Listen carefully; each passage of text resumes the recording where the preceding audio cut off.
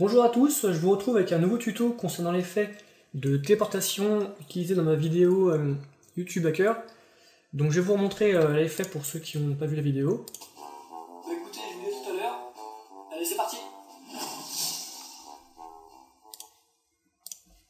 Donc vous ouvrez After Effects, vous importez votre vidéo et vous créez une composition. À ce niveau-là, vous allez rechercher le moment où vous désirez disparaître.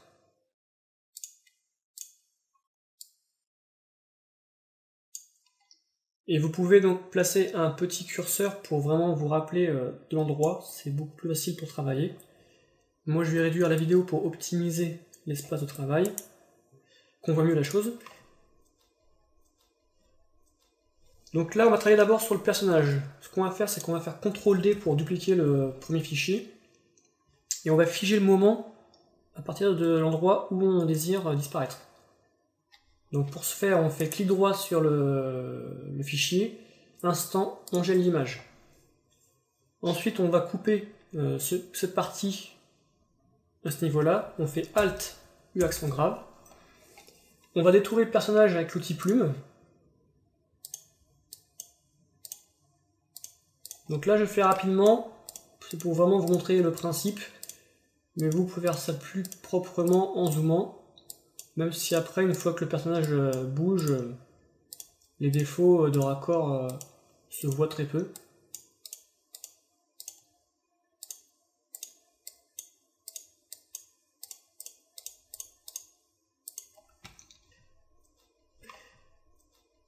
On va lui appliquer un contour progressif de 1, donc touche F.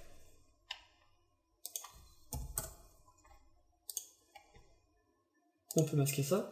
On peut couper le son aussi, ça éviterait d'avoir un double son. Maintenant, touche V pour revenir à la normale, niveau curseur. On va lui appliquer donc son effet de mouvement. Donc on va appuyer sur la touche P comme position, touche Shift. Ensuite, on reste appuyé sur touche R et S, donc l'échelle et la rotation. Moi j'ai appliqué l'effet 3D pour ce personnage, pour vraiment être en accord avec l'écran dans l'espace. En 2D ça faisait bizarre. On va activer les chronomètres, donc toujours en étant correctement placé sur notre endroit. Donc de la position, de l'échelle et l'orientation. À partir de ce moment, on va avancer de 10 images. Donc CTRL, touche droite.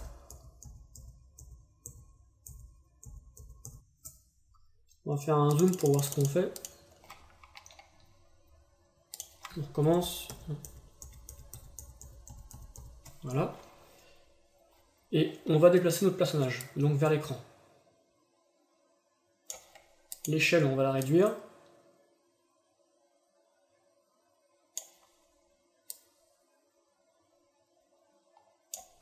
Et on va faire une rotation pour faire correspondre le personnage à l'écran.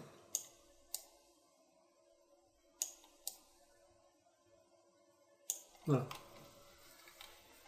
On peut fermer ça. Donc au personnage, on va lui appliquer deux effets. Donc on va revenir au curseur du début. Là. On va donc lui attribuer l'effet tourbillon et l'effet turbulence.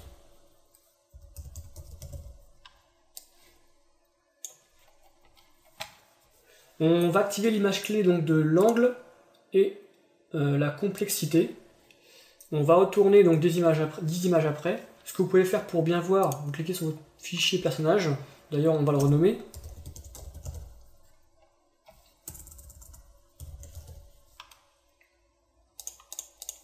Et touche U. Donc là, on voit toutes les images clés qu'on a placées. Donc on va directement à la fin. Pour l'angle, on va mettre un angle de 100,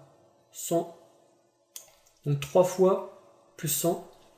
Et pour la turbulence, la complexité, on va mettre à peu près 3. Donc là, pour bien voir ce qu'on fait, mais plus on bouge la complexité et plus le cercle se déforme. Même 2,5 c'est pas mal, ça suffit largement.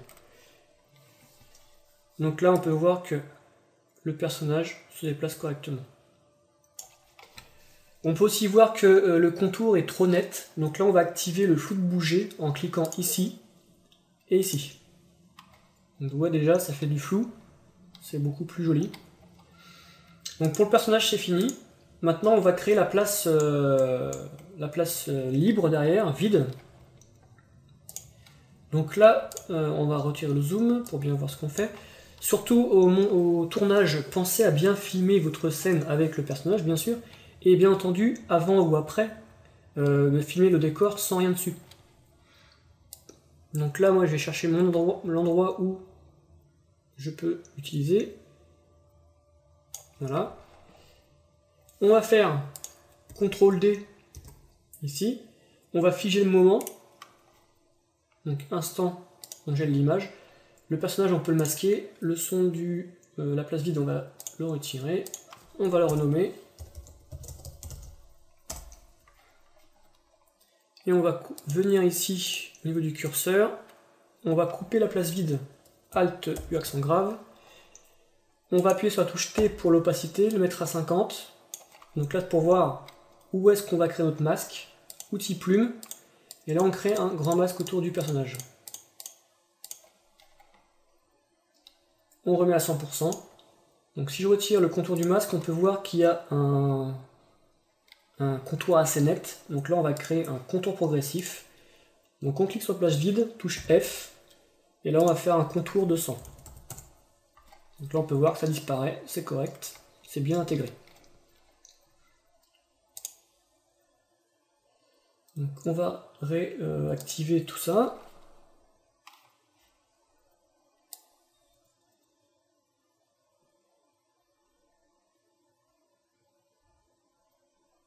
Donc, on peut voir, tandis que là c'est un peu dur à gérer parce que je suis pas assez zoomé. Donc là on peut voir que la place vide n'était pas assez bien coupée. Hein. Faut vraiment penser à zoomer pour bien voir ce qu'on fait. Donc là on peut voir que quand j'appuie, paf, le personnage disparaît. Bien entendu, on peut voir aussi que je suis devant le PC. Donc ça va pas. On va créer encore un autre fichier. Donc CTRL D. On va le placer au-dessus de tous. On coupe le son. Outil plume. Et là, donc là, on va créer le masque. Donc là, j'en ai créé deux pour celui-ci. Un pour l'écran.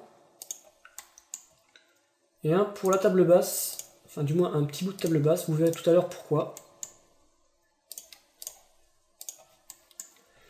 Donc aussi pourquoi déjà ça, c'est surtout pour pouvoir faire deux contours progressifs différents. Donc touche F, le contour progressif de l'écran ça va être du 1, parce qu'on ne compte pas avoir un contour progressif énorme, ça ferait bizarre, vu qu'à la base ici c'est de l'air. Et pour celui du bas, on va mettre 60. Donc là, ça sera aussi pour laisser échapper un peu de lumière, quand on aura mis l'effet optical flare devant. On va le renommer PC. Voilà, donc là déjà on peut voir que l'effet est pratiquement fini.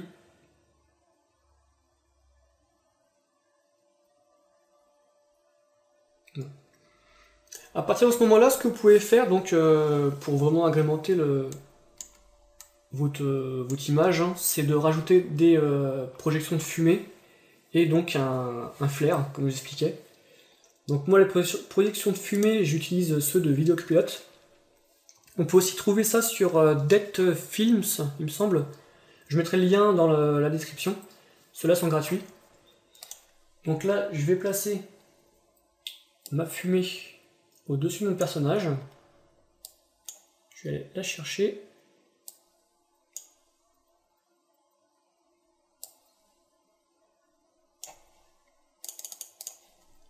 Et la positionner correctement.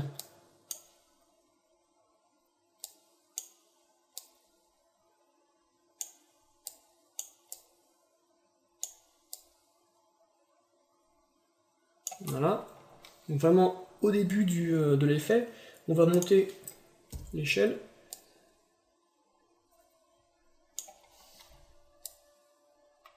On peut le déplacer. Après on peut aussi modifier la couleur avec la courbe, tout ça, hein, ça je vous laisse tester chez vous. Ensuite on va créer un autre effet de fumée quand le personnage rentre dans l'écran. Ici. Donc là c'est encore un effet vidéo copilote. On place juste après le PC. Donc là pareil on va le chercher.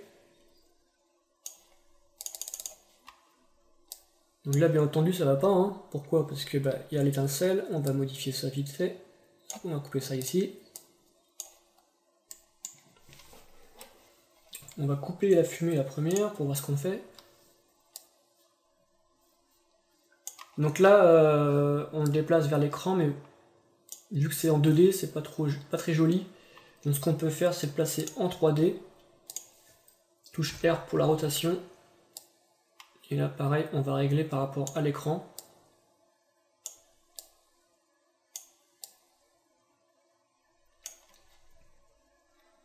Voilà. Donc là le personnage arrive. Touch.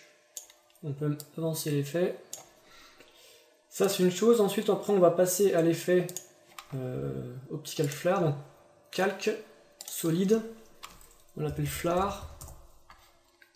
On va ici, on choisit l'effet optical. Hop. Optical Flare. On passe en mode transparent. On va le ramener vers l'écran. On passe donc le mode aussi, ici, donc on clique ici. Là on est en normal, on va le passer en écran encore une fois. Et là bien entendu, là on est derrière le PC, ça va pas. Donc on le place en dessous le PC. Donc pour que ça corresponde un peu au niveau du bonhomme qui rentre dans l'écran, on va appuyer sur personnage, touche U. Ça c'est vraiment pour voir les images clés, où est-ce qu'on en est.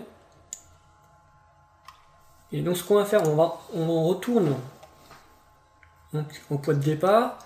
Du moins on va à la fin.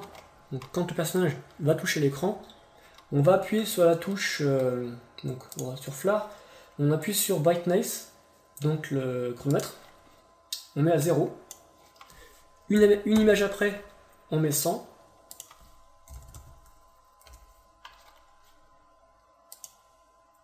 Là on peut cliquer sur Flare et se touche U pour vraiment voir les petites images clés. À partir de ce moment là on fait CTRL 4 fois la flèche, donc 4 images. On peut mettre 600. Et ensuite, CTRL encore, on va mettre 2 images et on met 100.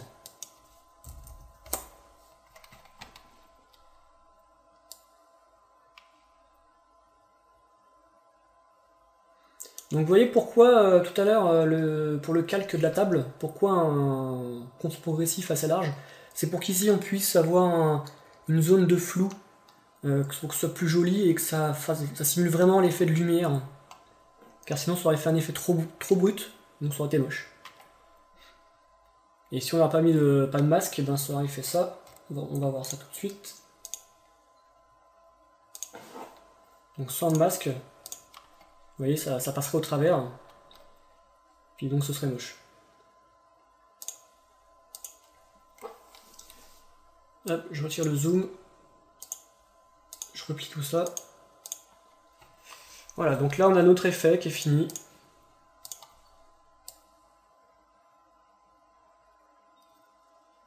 Donc, je vais faire une petite preview.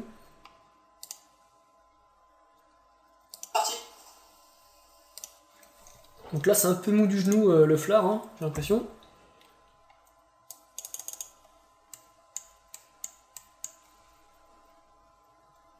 Donc là je pense qu'on peut même rapprocher le 600.